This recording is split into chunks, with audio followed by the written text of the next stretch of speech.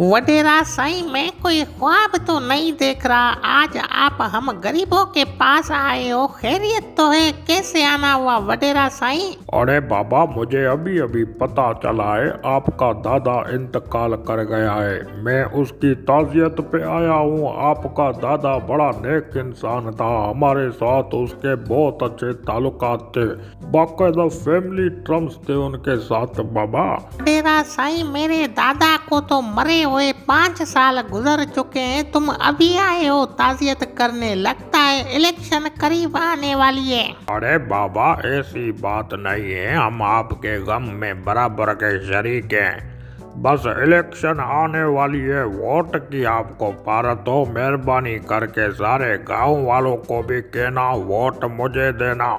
आपका दादा मरहूम भी वोट हमेशा हमें देता था। सिर्फ एक मर्तबा जीत जाऊं, पूरे शहर का निजाम ही बदल दूंगा। बाबा वडेरा साईं, अब आवाम बेवकूफ नहीं है। सोशल मीडिया पे सारा दिन आप जैसे जालिम वडेरों के किरदार हम देख रहे हैं। तुम वडेरों ने सिंध को आज तक कौन सी खुशहाली दी है? सरकारी स्कूलों से तालीम खत्म करके स्कूल के अंदर गधे बांधने वाले तुम वडेरे हो। लोगों का हक खाने वाले तुम वडेरे हो। यतीमों, गरीबों, मिस्किनों को तकलीफ पहुंचाने वाले तुम वडेरे हो। रास्ते पे जाने वाले मुसाफिरों को अगवा करवा के उनसे 50-50 लाख भूंगा लेने वाले भी तुम वडेरे ही हो। सिंध की तबाही की असल वजह तो तुम जालिम वडेरे हो। क्या कमी है हमारी सिंध में? अगर तुम जैसे जालिम वडेरे सिंध में ना होते, आज हम यूरोप से ज्यादा तरक्की कर जाते। तुम जालिम वडेरों ने तो सिंध को यतीम बना दिया है। अभी आए हो वोट मांगने, दफा हो जाओ यहाँ से, कोई जरूरत नहीं है तुम्हारी हमदर्दी की वडेरा साईं। अरे बाबा, ये अचानक अवाम के अंदर इतना शऊर कैसे आ गया है? पहले तो एक बिरयानी की प्लेट पे आप हमें वोट देते थे। आप लोगों का बंदोबस्त करना पड़ेगा। अगर इस दफा वोट नहीं दिया तो तुम्हारी खैर नहीं है।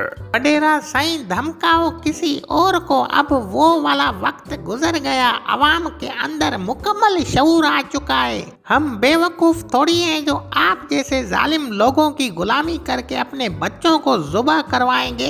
वो तो हो गया ये ड्रामा आपका वडेरा साईं, आपकी दाल नहीं गलने वाली अब। अरे बाबा, मैं आपका अपना वडेरा हूँ। अगर आप मुझे सपोर्ट नहीं करेंगे तो कौन करेगा? बात को समझो ना बाबा। वडेरा साईं, अब ज्यादा मेरी तबीयत खराब मत करो। माजी में हमने बहुत डंग खाए हैं वडेरों के। मेहरबानी करके यहाँ से गुम हो जाओ। अगर आइंदा हमारे पास आए तो सारे गाँव को जमा करके तुम्हें जंजीरों से बांध कर उल्टा लटका देंगे। तुम जालिम बनकर हमारी नस्लों पे जुल्म करते रहो और हम खामोश बैठकर तमाशा देखते रहें, ये हरगिज नहीं होगा। आज के बाद हमें अपने बच्चों को तालीम दिलवानी है ताकि उनके अंदर शऊर आए, वो तुम जैसे जालिम वडेरों का असली चेहरा पहचान सकें।